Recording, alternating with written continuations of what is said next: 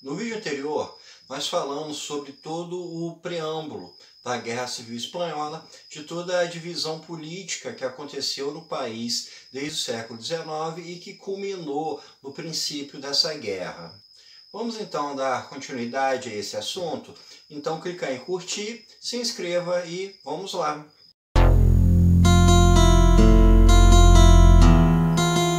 Como vimos no vídeo anterior, em julho de 1936 aconteceu a declaração de guerra dos nacionalistas contra os republicanos. Eles tentaram tomar o poder, não conseguiram, com isso ocorreu um racha dentro do país que se dividiu entre esses dois lados, os nacionalistas e os republicanos. Os republicanos eram um grupo que controlavam o governo de fato da Espanha.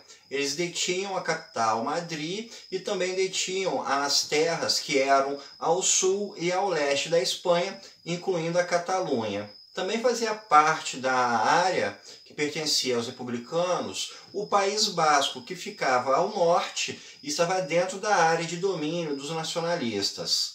Entre os grupos que compunham os republicanos, como a gente já comentou no vídeo anterior, você tem uma esquerda moderada, uma esquerda a gente poderia definir como centro-esquerda, e também dois grupos de esquerda mais extrema, que são os comunistas e os anarquistas.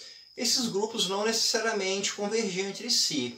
Eles estavam lado a lado na guerra muito mais por interesse comum, por haver um inimigo comum, do que por compartilharem ideias iguais. E isso se fez sentir ao longo da guerra, porque essa divergência entre os grupos gerou cisões dentro dos republicanos e isso prejudicou o desempenho no conflito. Já o grupo dos nacionalistas tomou posse das regiões que ficam a oeste e ao norte da Espanha, com exceção do País Basco. Quando ocorreu essa cisão, esse anúncio de guerra em 1936, as tropas nacionalistas se levantaram e tomaram o poder em toda essa região. E também o Francisco Franco se tornou o líder do movimento nacionalista. Entre os nacionalistas, como a gente também comentou no vídeo anterior, a gente vai ter grupos de direita como monarquistas, como os carlistas, como fascistas e também grupos ligados à Igreja Católica. Do lado dos republicanos, o líder que emergiu em 1936 foi o Largo Caballero, que era uma liderança de esquerda. Ele permaneceu no poder até 1937, quando ele perdeu o poder e quem assumiu o controle foi o Juan Negrín, que permaneceu no cargo até o fim da guerra. Esses conflitos tiveram uma forte violência dentro da área de controle de cada um. Execuções foram práticas muito comuns dos dois lados e o saldo de mortes por execução foram bastante extensos, tanto do lado dos nacionalistas quanto do lado dos republicanos. Entre os republicanos, como havia uma forte influência da esquerda, começou a haver algumas práticas que são características de países comunistas, como a coletivação de terras, a coletivização de empresas, de indústrias, de gestão através de operários. Essa visão ideológica causou muita divergência dentro do grupo dos republicanos, porque alguns dos membros não eram a favor de uma revolução comunista, não queriam esse modelo como da União Soviética, enquanto aqueles que eram da extrema esquerda viam na Guerra Civil como um ato revolucionário, como um ato de instalar um modelo comunista na Espanha. Um fato muito importante para a gente pensar também na Guerra Civil Espanhola foi com relação à participação dos outros países no meio desse conflito. Ocorreu um acordo de não intervenção entre países como Inglaterra, França, Itália, Alemanha, União Soviética, mas esse acordo de não intervenção significou que esses países não entrariam no conflito em si, mas ocorreram alianças entre esses países que se deu principalmente através do fornecimento de armamento. Nesse contexto, a União Soviética se aproximou dos republicanos, enquanto a Itália e a Alemanha, sob os regimes fascistas, se aproximaram dos nacionalistas.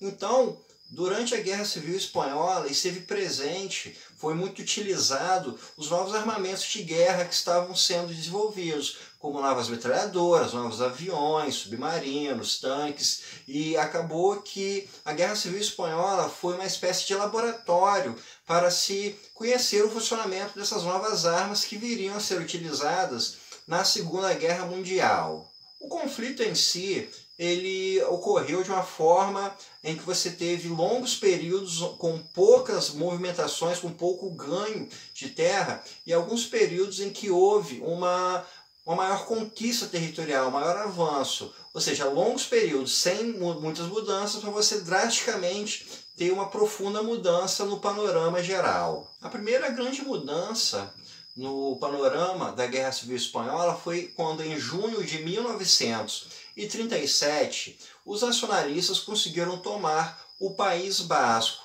Era uma espécie de ilha dos republicanos dentro do território nacionalista e que acabou caindo diante da invasão. Um evento muito importante nessa tomada do País Basco foi o bombardeio de Guernica, que aconteceu em abril de 1937.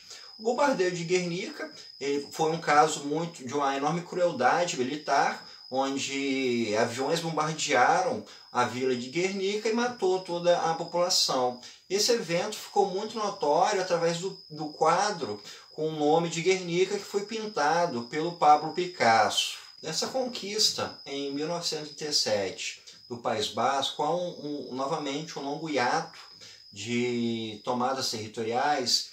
E apenas em novembro de 1938 que vai haver novos avanços, dessa vez na região leste da Espanha.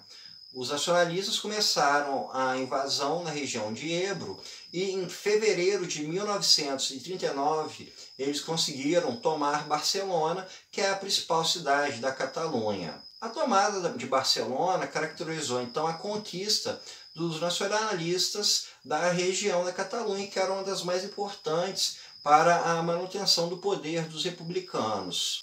Nessa época, o exército dos republicanos já estava muito enfraquecido, já estava muito desgastado, havia uma forte crise econômica na área dos republicanos, havia uma inflação muito alta, havia falta, inclusive, de alimentos, e mediante a perda do território da Catalunha, o governo republicano chegou à conclusão de que a guerra estava perdida. Começou então uma negociação para a capitulação, começou a se negociar para que as lideranças e outros participantes do conflito fossem para o exílio em outros países, e em 28 de março de 1939, as tropas republicanas invadiram Madrid e tomaram Madrid, e assim estava encerrada a Guerra Civil Espanhola. O saldo de mortos da guerra é estipulado entre 500 mil e 1 milhão de pessoas. Esse número está incluído desde pessoas que morreram nos combates até aquelas que foram vítimas de execução e as que morreram devido a externalidades da guerra, como por exemplo de fome. Além disso, 200 mil pessoas foram para o exílio em decorrência desse conflito. Muitas cidades espanholas acabaram destruídas durante a guerra, e uma outra perda de enorme proporção foi com relação a toda a infraestrutura do país. Muitas redes de ferrovia foram destruídas, e isso implicou também, além de uma grande perda humana na guerra, também uma grande perda do panorama econômico. Com a tomada de Madrid, Franco, então, se tornou o ditador da Espanha.